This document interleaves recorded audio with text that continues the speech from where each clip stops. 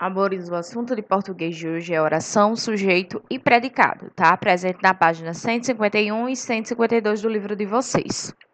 Leia as frases do quadro abaixo. Tudo bem contigo? Olá, minha querida. Alô? Agora leia a frase que segue. Arqueólogos encontraram um fóssil muito cobiçado. Perceba aqui, na frase do segundo quadro, do quadro rosinha, há um verbo que mostra uma ação executada, seguida de algo que se fala sobre o que ou quem executou a ação. Para que uma frase possa ser classificada como oração, é imprescindível, que nela haja um verbo. Oração é todo enunciado dotado de sentido e que tenha um verbo. Do contrário, ela vai ser apenas uma frase. Chamamos de sujeito aquilo de que ou de quem falamos.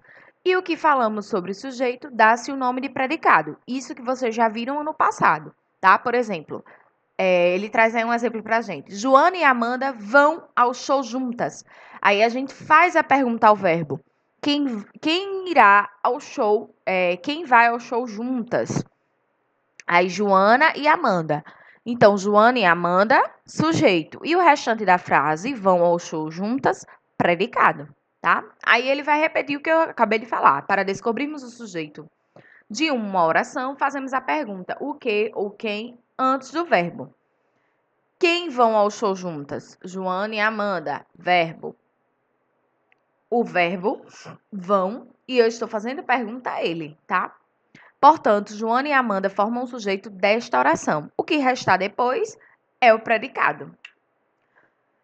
Mesmo quando o sujeito é formado por duas ou mais palavras, haverá palavras mais importantes. As palavras mais importantes do sujeito são chamadas de núcleos do sujeito. Exemplo: os cachorros foram vacinados neste fim de semana. Quem foram vacinados neste fim de semana? Os cachorros. Quem de fato recebeu a vacina? Cachorros. Então, cachorros é o núcleo do sujeito, tá? Os sujeitos de uma oração nem sempre a inicia. Ele pode aparecer também no meio ou no final da oração, ou seja, não necessariamente o sujeito vai ser no início e o predicado vai ser depois. Essa ordem não é sempre a mesma, tá? O sujeito pode ser no início, no meio ou no fim. Assim como o predicado também pode ser no início, no meio ou no fim, tá? Aí ele traz uns exemplos. Semana passada, aqui em casa, apareceram alguns morcegos. Aí você pergunta ao sujeito. Quem semana passada aqui em casa apareceu? Alguns morcegos. Então, o sujeito, alguns morcegos. Semana passada aqui em casa apareceram é o predicado. Nesse caso, o sujeito está no final da frase. Outro exemplo. Apressadamente, passava a multidão pelas ruas da cidade. Quem passava apressadamente pelas ruas da cidade? A multidão. Então, nesse caso, o sujeito está no meio da frase, certo?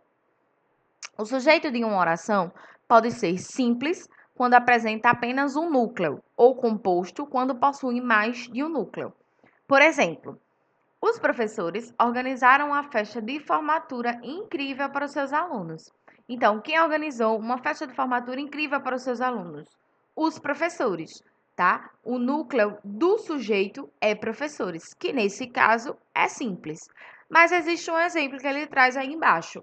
Os cães e os gatos são os animais de estimação mais procurados pelas crianças. Então, quem são os animais de estimação mais procurados pelas crianças? Os cães e os gatos. Nesse caso, o núcleo do sujeito, cães e gatos. Nesse caso, o núcleo do sujeito é composto, certo? Existem também orações nas quais não há sujeito. Elas apresentam verbos chamados de impessoais, como no caso de verbos que expressam fenômenos da natureza. Exemplo: de acordo com a previsão do tempo, choverá durante toda a semana. Quem choverá? O verbo chover não equivale a uma ação ou a um estado, mas a um fenômeno da natureza. Logo, não poderá ter um sujeito. Em relação ao núcleo, o mesmo acontece com o predicado. Haverá neles as palavras mais importantes, que vai ou vão referir-se à ação executada ou a um fenômeno da natureza. Cíntia pesquisou por semanas o material para seu livro.